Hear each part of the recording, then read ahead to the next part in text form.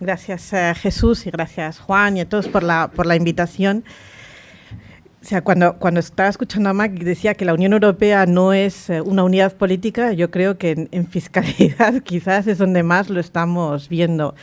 Y con una contradicción absoluta es que necesitas la unanimidad para poder avanzar en políticas tributarias. Es decir, tienes una disparidad y una pelea conceptual y real de visión de modelo económico, de sociedad y todo, pero luego necesitas la unanimidad para poder avanzar en políticas tributarias. Así que siempre es una negociación donde no hay un consenso, pero donde se va avanzando muy, muy lentamente. Entonces, cuando planteas si es posible avanzar en más armonización, o sea, es fundamental, porque no hay manera de que construyamos una Europa mejor en estos momentos si no conseguimos, no sé si es una armonización, pero sí al menos una base común de una visión de qué modelo fiscal, qué modelo tributario es el necesario y el que es realizable para los próximos años. Y para mí aquí hay siempre una visión como cómo avanzar en esa visión del futuro tributario que queremos construir sin descuidar las reformas, la urgencia de las reformas que hay que poner en marcha, porque la Unión Europea, con la lentitud que tiene para abordar reformas tributarias, le cuesta mucho tener una capacidad de reactividad frente a las crisis. Y en cambio lo que hemos visto estos 3 últimos años es que justamente lo que hace falta es poner ese músculo de que decía Mac para responder. Entonces el músculo se ha puesto con la capacidad de endeudamiento, pero no se ha puesto con la capacidad de generar recursos ni propios en el marco europeo, ni hay muchos ejemplos realmente de iniciativas europeas, incluso dentro de los países, ni coordinadas, que supongan como un mecanismo de reactividad en lo tributario frente a las crisis. Entonces vamos dependiendo de lo que hemos hecho antes, pensando que con eso y tirando muchas veces de deuda para poder reaccionar. Y así nos va en estos momentos. Pero bueno, es decir, sí que hay, ha habido cosas que se han hecho muy importantes y más rápidamente en estos 3 últimos años. Capacidad, es decir, si pensamos en la respuesta a esta crisis con respecto a la crisis anterior, es enorme la velocidad a la que han ido determinadas decisiones que iban contra la pura ortodoxia europea, como la posibilidad, como la suspensión de las reglas fiscales, el permitir que los países puedan responder justamente con déficit, con deuda y todo, para poder inyectar recursos, quizás porque pensábamos que la crisis iba a ser corta, entonces era un poco de vamos a tirar adelante y luego ya iremos viendo cómo lo resolvemos, pero la crisis ha sido mucho más larga y detrás de la primera ha llegado la segunda y ahora hay que ver quién paga todo esto. Pero la Unión Europea no tenía una capacidad, no tiene un instrumento que diga suspendo mecanismos, suspendo reglas fiscales, suspendo la obligación de esa ortodoxia, ese cajón en el que nos tenemos que meter, ese sastre para poder mantenernos en unas costuras de ortodoxia fiscal, pero no tiene capacidad para innovar en la recaudación. Hasta este año, que se ha dado un saltito fundamental y que para mí sí me parece esperanzador, que es la aprobación de los impuestos a los beneficios caídos del cielo en el sector energético.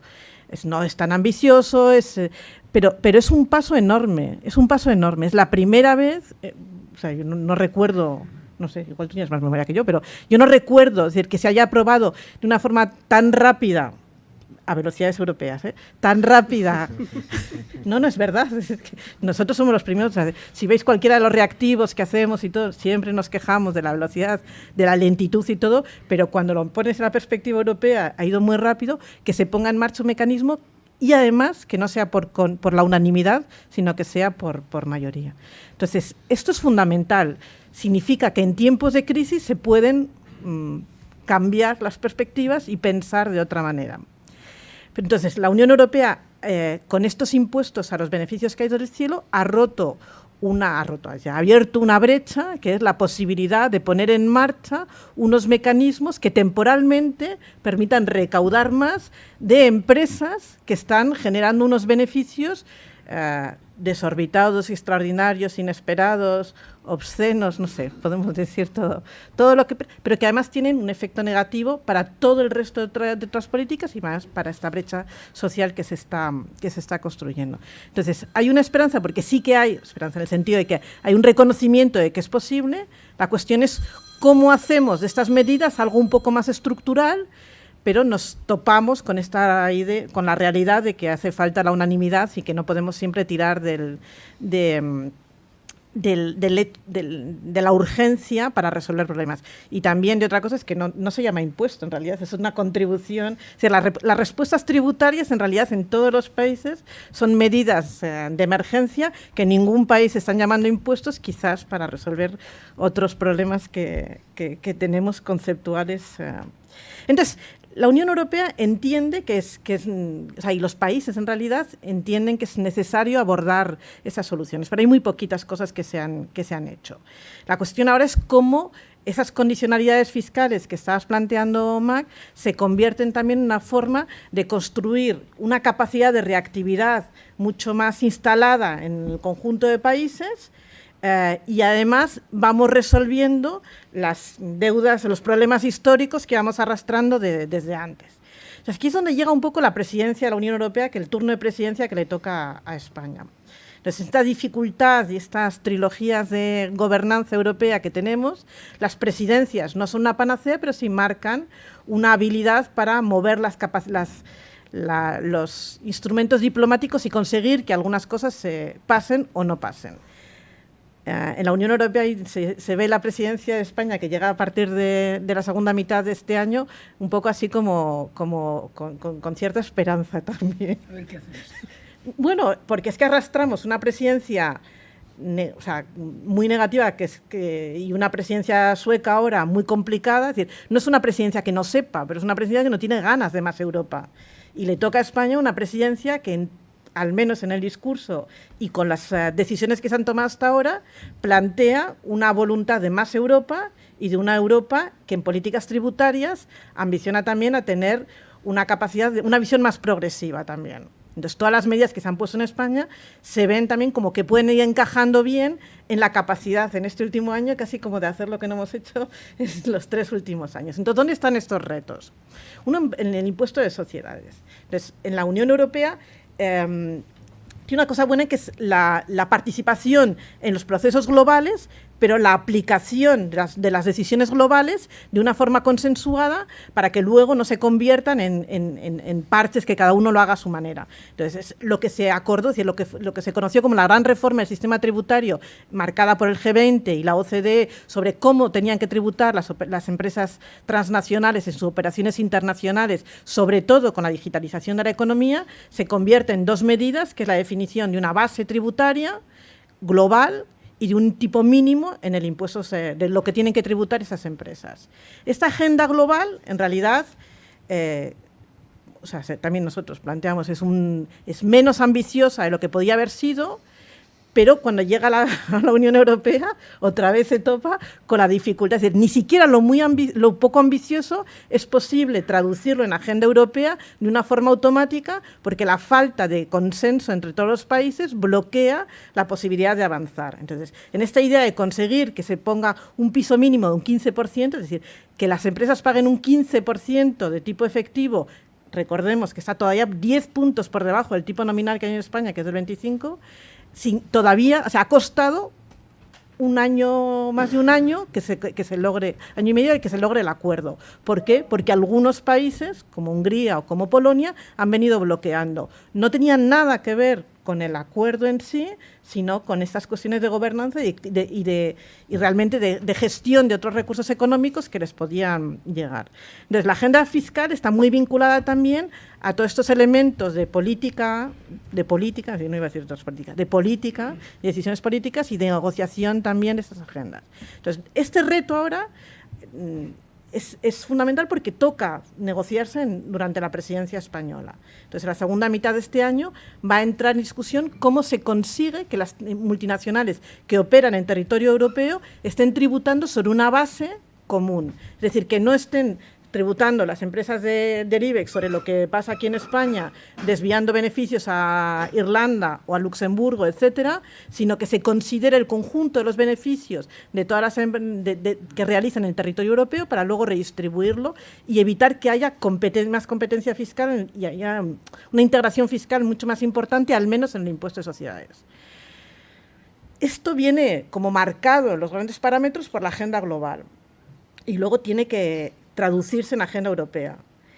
ni siquiera está claro que la agenda global se acuerde este año.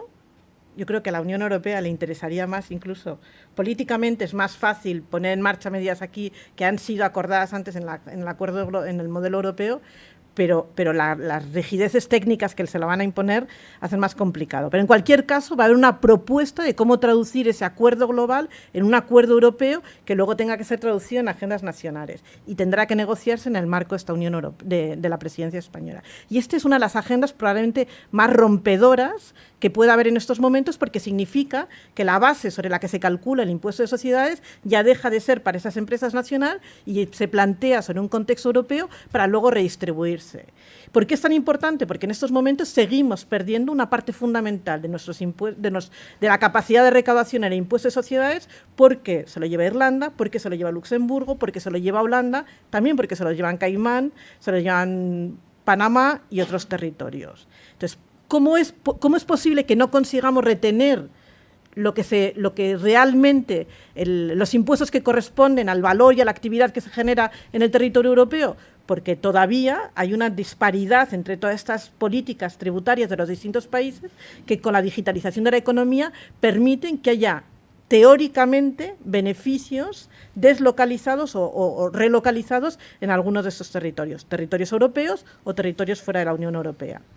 Esta idea de crear esta base común, que se llama BEFIT, permitiría romper, es muy rompedora teóricamente, es decir, es una iniciativa muy potente, pero es muy compleja porque hay que repensar, es decir, no solamente tengo todos estos beneficios, sino cómo le redistribuyo a cada país cuánto le corresponde. Y aquí volvemos a los mismos, es decir, que a la Europa del Sur le interesa también que sean criterios vinculados a dónde están localizados los elementos productivos reales, la mano de obra, etcétera, pero nos interesa que parte de esos países, esos territorios donde están los intangibles, donde está la marca, donde están las patentes y todo, nos vuelvan también a recuperar, nos permitan recuperar parte de esos beneficios. Entonces va a haber una batalla también de conceptualización de qué es valor, dónde se sitúa y cómo lo redistribuimos. Pero en cualquier caso, esta es una de las agendas más importantes que vamos a tener en la discusión de la agenda bajo la presidencia de la agenda europea y que ahora que se ha puesto ya a consulta, así que estará ahí colocada.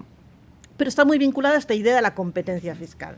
¿Cómo es posible que sigamos construyendo todavía una Unión Europea en la que puede haber una competencia desleal, fiscal desleal entre distintos territorios? No solamente porque haya países o haya territorios que tengan un tipo en el impuesto de sociedades más bajo, sino porque además tienen mecanismos de prácticas fiscales agresivas que todavía reducen mucho más esa imposición.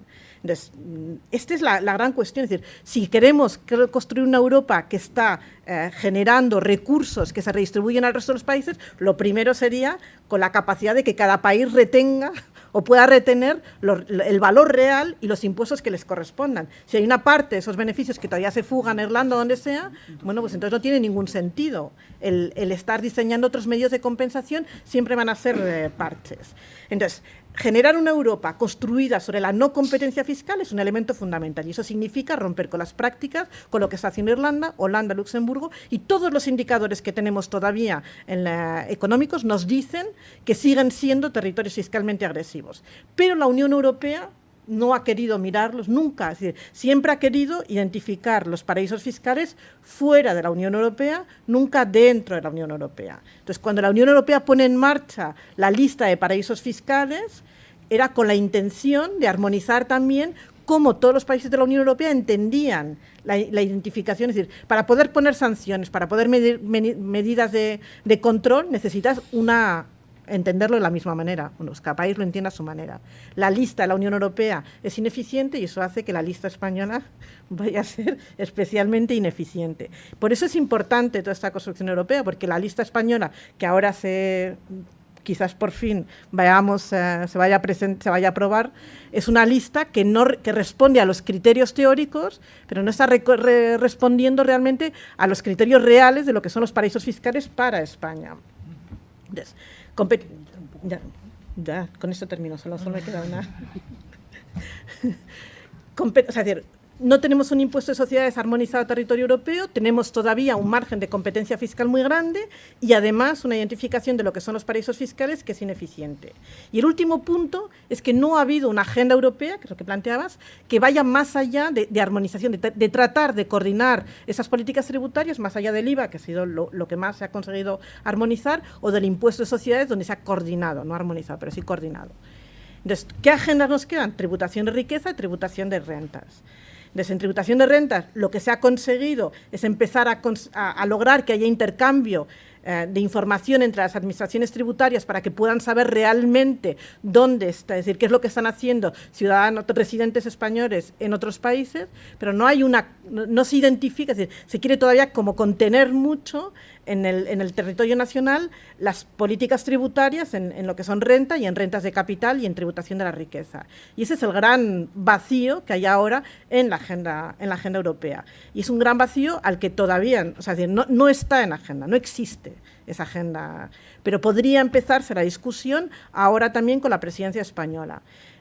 No podemos entender que se haya luchado contra la competencia fiscal en términos de empresas, pero permitamos que los grandes patrimonios o que el capital se pueda estar moviendo fácilmente dentro del territorio europeo y no estar siempre declarando en las mismas condiciones que aquí. Entonces, la gran agenda pendiente que tenemos ahora es esta, y que podría quizás iniciarse, aunque no sé, podría iniciarse durante la agenda española, pero tiene que ser una agenda en la que estemos mirando hacia el modelo de tributación de las rentas del capital y la renta y el patrimonio desde una perspectiva también de no competencia fiscal y de aproximación al menos de esas agendas.